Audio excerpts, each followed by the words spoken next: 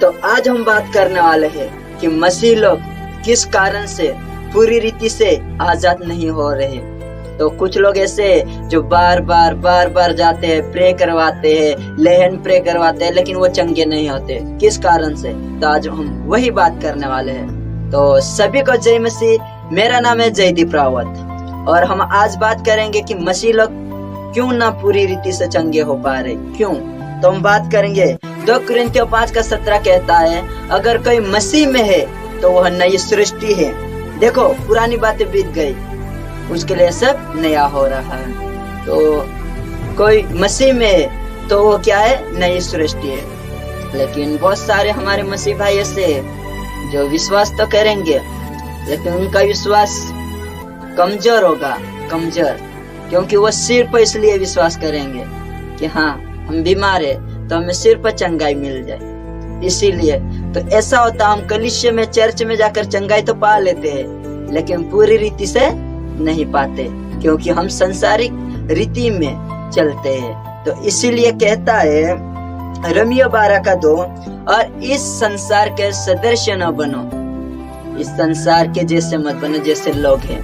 तो इसी वजह से पूरी रीति से चंगे नहीं आते, लेकिन तुम्हारी बुद्धि के नए हो जाने से तुम्हारा चाल चलन भी बदलता जाए। चाल चलन का मतलब क्या है कि चाल चलन हम कैसे बदले? देखो, हम पहले संसार की रीति में थे, मतलब संसारिक लोग थे। तो हम क्या करते थे? हम गालियां भी देते थे, हम चिंता भी करते थे, हम सब कुछ करते थे। लेकिन मसीह में आने के बाद क्या कहता है कि पुरानी बातें बीत गई, देखो सब नया हो रहा। तो हम मसीह में आने के बाद सब हमारे लिए नया है। तो हम क्या करें? पुरानी बातों को छोड़े। लेकिन कुछ मसीह लोग ऐसे होते हैं जो पुरानी बातों को छोड़ते नहीं, पुराना चाल चलन चलते हैं। तो इसीलिए वो पूरी रीति से चंगे नहीं हो पाते। लेकिन वचन क्या कहता है कि भजन संहिता 55:22 कहता है कि अपना बोझ यहोवा पर डाल दो और वही तुम्हें संभालेगा। लेकिन कुछ लोग क्या करते हैं? चर्च में आने के बाद, प्रे करवाने के बाद भी चिंता करते कि हम ठीक होंगे या नहीं, हम चंगे होंगे या नहीं। तो ऐसा मत करो, क्योंकि यीशु मसीह एक पहचान में बताया था कि चिंता करके कौन अपनी आयु बढ़ा सकता है। तो अपना जो पुराना सा चाल चलन बदले और पूरी रीति से यहोवा पर अपना बोझ डाले और विश्वास करे कि मैंने सब परमेश्वर को बताए हैं तो वो जरूर ठीक करेगा। अपना चाल चलन बदले। और वचन क्या कहता है? नीति वचन 6:2 कि तू अपने ही मुंह के वचन में फंसा और उसी में पकड़ा गया।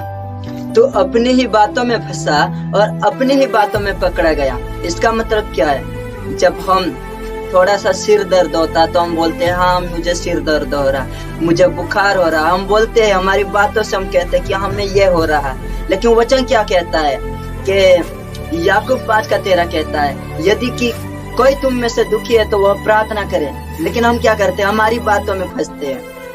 हम कहते हैं हाँ मुझे हार्ट अटैक हो रहा है, हाँ मुझे बीमारी हो रही है, हाँ मुझे लकवा हो रहा है। तो ऐसी ही बातों में हम फंस जाते हैं। तो आप नेगेटिव बात कभी भी न बोले, लेकिन जब भी आपको ऐसा लगे तो आप सीधे जाके गुप्त में प्रार्थना करें, क्योंकि लिखा है कि अगर तुम में कोई दुखी है तो वह प्रार्थना करें। इस तरह से तुम पूरी रीति से चंगे होंगे। तो मैं यही बताना चाहता हूँ कि आपका मसीह में आने से आपका चाल चलन बदलता जाए और आप नई सृष्टि है मसीह में, क्योंकि आप मसीह के मरने से मरे हो और मसीह के जिलाए जाने से जिलाए गए हैं। तो आई होप, उम्मीद करता हूँ आप सब समझ गए होंगे और अपना जो पुराना सा चाल चलन है वो छोड़ दोगे। मसीह के पीछे चलो और उसकी महिमा सदा सर्वदा करते रहो।